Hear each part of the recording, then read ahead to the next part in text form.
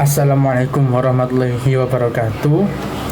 Ini video part 6 dan juga part terakhir mungkin untuk penugasan UTS studi hadis yang diampu oleh Bapak Saudi. Di materi ini kita akan membahas tentang pembagian hadis. Hadis ini dibagi-bagi berdasarkan isi. Yang pertama itu ada berdasarkan isinya, lalu berdasarkan status keaslian hadis. Yang ketiga berdasarkan jumlah perawi dalam sanad. Lalu yang keempat berdasarkan penggunaan hukum. Kita masuk ke materi pertama, yaitu berdasarkan isi.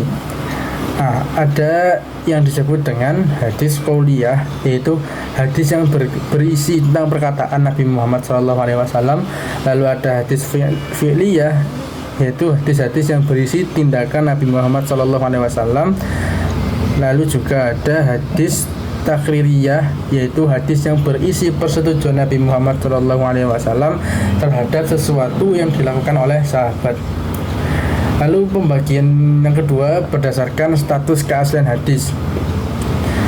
Nah, berdasarkan status keaslian ini itu dibagi menjadi berapa ini? 3 atau 4 ya, 4 kayaknya.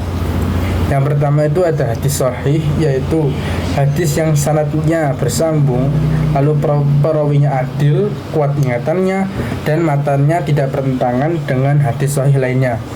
Lalu yang kedua ada hadis hasan, yaitu hadis yang sanadnya bersambung dan perawinya adil, namun tingkat daya ingatnya itu agak kurang dari perawi hadis yang sahih. Lalu yang ketiga ada hadis dhaif, yaitu hadis yang lemah. Ini tuh hadis yang sanadnya putus, perawinya kurang adil, atau matannya bermasalah. Lalu yang terakhir itu ada hadis maudhu atau palsu. Ini hadis ngibul kayaknya, yaitu hadis yang dipalsukan atau dibuat-buat baik sengaja ataupun tidak. Lalu berdasarkan pembagian yang ketiga, yaitu berdasarkan jumlah perawi dalam sanad. Ini dibagi menjadi 2, yaitu hadis mutawatir dan hadis ahad. Yang pertama itu namanya hadis yang mutawatir, benar-benar.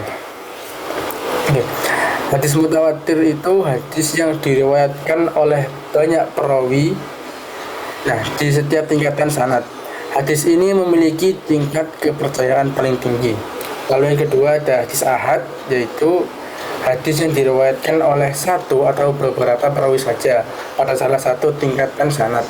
Hadis ini dibagi menjadi 2 lagi, jadi 3 malah, bukan 2, maaf. Yang pertama itu gharib, yaitu yang diriwayatkan oleh satu perawi saja di setiap tingkat sanad.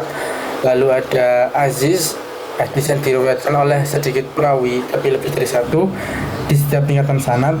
Lalu yang ketiga ada hadis masyhur, yaitu hadis yang diriwayatkan oleh 3 atau lebih perawi tapi tidak sampai pada tingkatan mutawatir. Lalu yang terakhir itu ada pembagian hadis berdasarkan penggunaan hukum. Di sini ada hadis ahkam, hadis atsar, hadis fikih, dan hadis akhlak.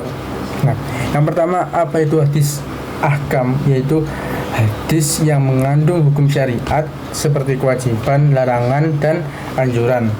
Lalu yang kedua ada hadis atsar, yaitu berisi cerita, berita, ataupun sejarah.